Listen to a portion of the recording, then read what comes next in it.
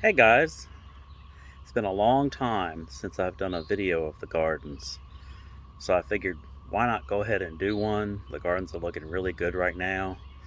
It's May the 1st. Happy May Day 2024. Hope you enjoy.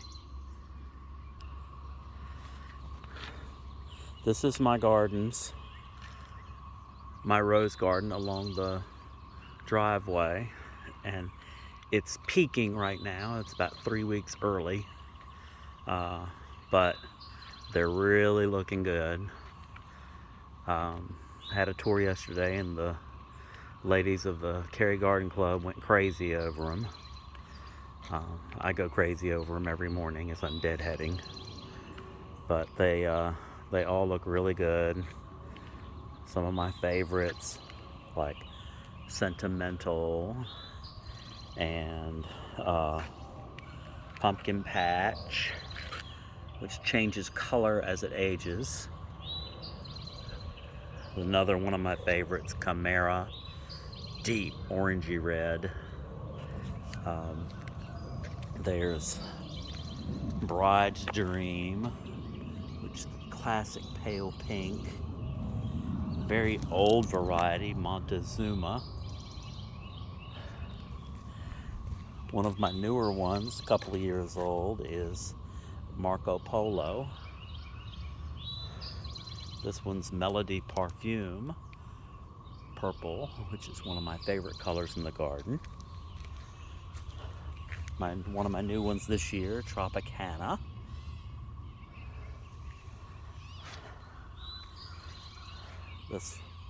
This one is Bob Hope, looking really nice.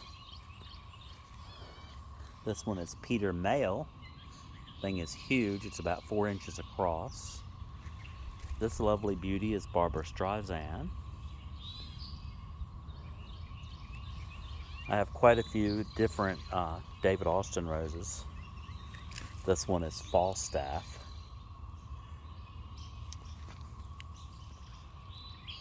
This grand beauty is Sonia, which is an old florist rose from way back in the 70s. This deep yellow is Nacogdoches, which is one of my favorite yellows. This, of course, is Mr. Lincoln, smelling heavenly. These giant blooms, look how big this is. The size of my hand and the size of the bloom.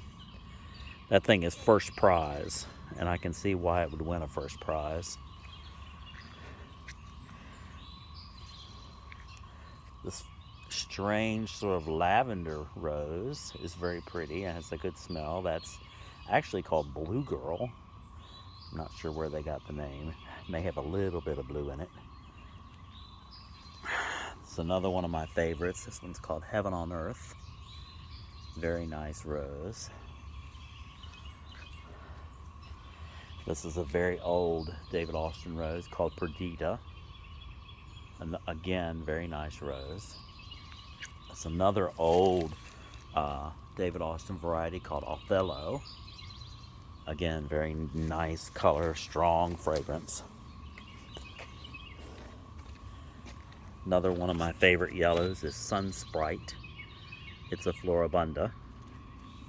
And then one of my favorite deep orange roses is Fragrant Cloud. That pretty much gives you all the roses along the driveway. On the other side of the front of the house is a mixed shrub border of various trees and shrubs that I really like. There's some really cool ones here, like the Ralston, the J.C. Ralston Allspice, which is really pretty. Has a deep fragrance, nice deep fragrance. I have a Spanish Snapdragon, which loves the heat and dry. I have this little baby, which is a white, really fragrant allspice. called Apollo, I think is the name of it. But it smells like really overripe pineapple. My weeping styrax is in full bloom, and it's got this wonderful, just deep, spicy fragrance. Love it. And then over here on the very edge of of course you can see my weeping crimson queen, Japanese maple. This ground cover along here is a creeping chrysanthemum that blooms really pretty little yellow dots in the late fall. And then over here splaying along is my little honey oak leaf hydrangea getting ready to bloom. And it has a wonderful pale yellow leaf. That pretty much covers most of the front.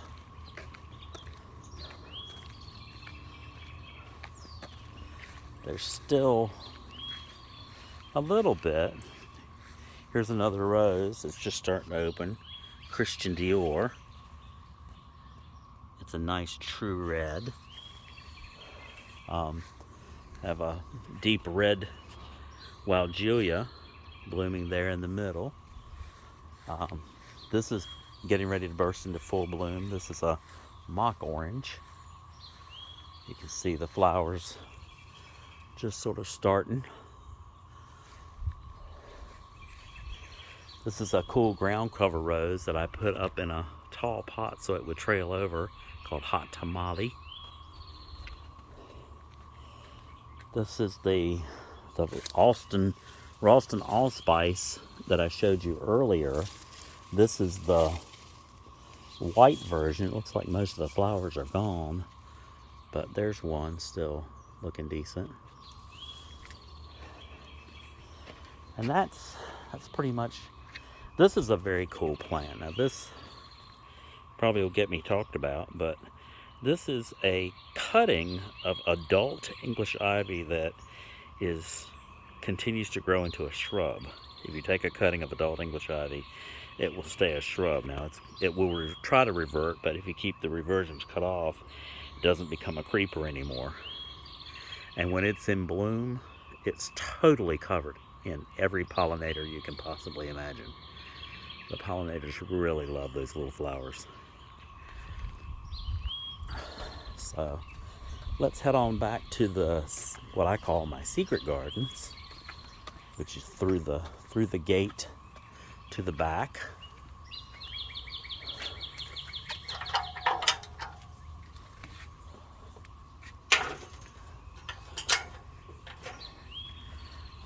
You can see my lettuce leaf poppy, which comes up here every year. It's a true perennial poppy. It also seeds, but it will come back from the root as well. So that's a nice poppy to have. This arch is covered in in Confederate jasmine, which is just starting to open. It'll be just a fragrant pathway to go through. If you keep on down, you'll see my giant ostrich ferns, which everybody goes crazy over. They're about 4 feet tall. This is a lovely late blooming azalea. I think it's a Satsuki type.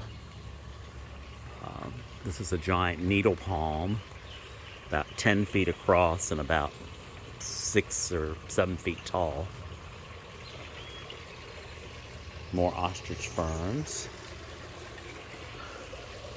A little bit of art.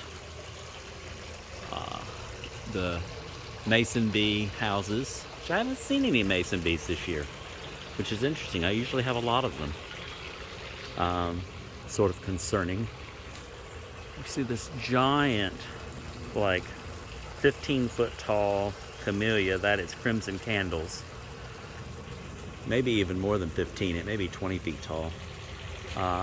new arbor I just put in has an old bourbon rose on one side, and I just planted Kiss Me Kate on the other.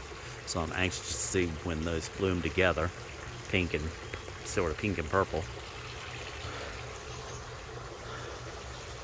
Looking back up the pathway, one of my favorite single roses is Dainty Bess. This tall climber, this is on a 10-foot tower. This is climbing aster, which blooms in mid-November here, covered in purple flowers with yellow centers. This is one of my places that most people go crazy over, is the gardens under the deck with the fountain and all. I spend a lot of time sitting next to this area. See my bear in the medallion on the wall. Like I said, here's one of my favorite seating areas. I spend many hours here with coffee or a cold beer or a glass of wine or whatever. Here's our little patio seating area. I laid all of these pavers myself many years ago when I was much younger and had the energy. More garden art, more garden art, more garden art with large leafed sable minor palms in the background. Large windmill palm, an even larger windmill palm. This one's probably about 25 feet tall. This archway covered in jasmine and honeysuckle leads down into the woodland garden, and from here on out everything sort of has differing degrees of shade. There's a bee on my red buckeye having a good time. Hardy banana. Down here during the summer when it's 90 degrees in the sun, it's only about 80 down here, so it's a nice place to have a nice quiet place to be and cooler place to be. We back up to a 600-foot greenway, so we don't have neighbors behind us. Back up to a solid forest, which is nice. During the winter you can see a few houses through the woods, but most of the time you don't see anything. The fence is the property line, but you know, the advantage of having the greenway in the back, you know, it seems like the yard's much bigger. The area back here does a figure 8 with a center walkway coming down. We're about to enter the other side of the figure 8. You can see the black swan greet you as you come down the pathway. Other places to sit and enjoy and contemplate. Some more art pieces. I have a turtle that lives down here. I call him or her Myrtle, the turtle. And he's a box turtle. She is a box turtle. Another seating area. Got some really cool woodland plants down here that tolerate total shade.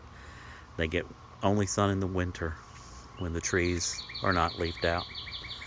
So even have some palms down here. So that's pretty much it. I have lights down here so that you can enjoy it at night, that light up the pathway. So that gives you a little bit of an idea of what my gardens are like. And here it takes the path back up to the arbor. And I hope you enjoyed it.